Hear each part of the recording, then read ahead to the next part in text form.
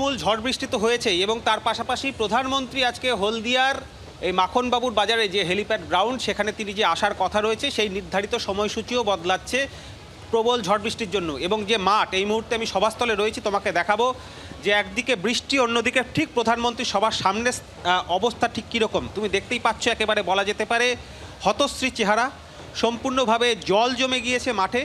এই মুহূর্তে আমরা মঞ্চের ছবি দেখছি এবং চতুর্দিকে এতক্ষণ সকাল থেকে যে পুলিশ কর্মীরা বা নিরাপত্তার যে বিশেষ ব্যবস্থা ছিল সমস্ত কিছু কিন্তু তারা এই মুহূর্তে কার্যত আশ্রয় নিয়েছেন। তার কারণ তুমুল বৃষ্টি হচ্ছে এবং গোটা মাঠ জুড়ে কিন্তু জল দাঁড়িয়ে গিয়েছে।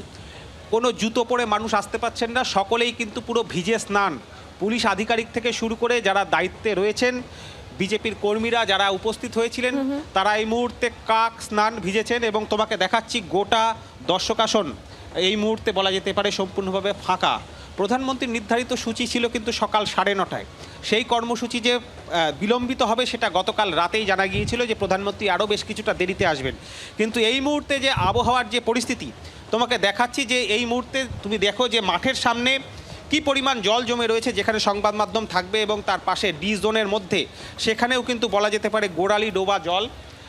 একেবারে পরিস্থিতি যথেষ্টই উদ্বেগজনক। এই আবহাওয়ার মধ্যে প্রধানমন্ত্রীর চপার এই হেলিপ্যাড গ্রাউন্ডে কি করে নামবে সেটা কিন্তু এই মুহূর্তে যথেষ্ট চিন্তার বিষয়।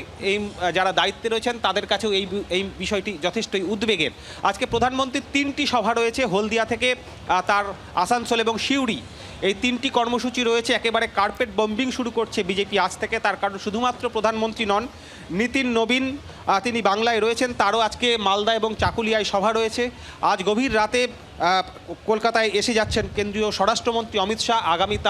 আগামীকাল তার ডেবরা এবং খড়গপুরে একদিকে রোড শো, অন্যদিকে সভা রয়েছে। সব মিলিয়ে আবহাওয়ার যা পরিস্থিতি, এই পরিস্থিতি অনুকূল না হলে কিন্তু প্রধানমন্ত্রীর এই হলদিয়া সফর কি হতে চলেছে সেটা নিয়েও কিন্তু যথেষ্ট চিন্তা রয়েছে। সমস্ত কিছু প্রস্তুত রয়েছে, কিন্তু মাঠ জলমগ্ন।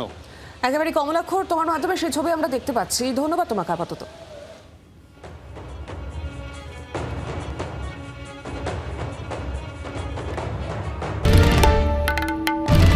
বাংলার আওয়াজ, বাঙালির আবেগ, জি 24 ঘন্টা।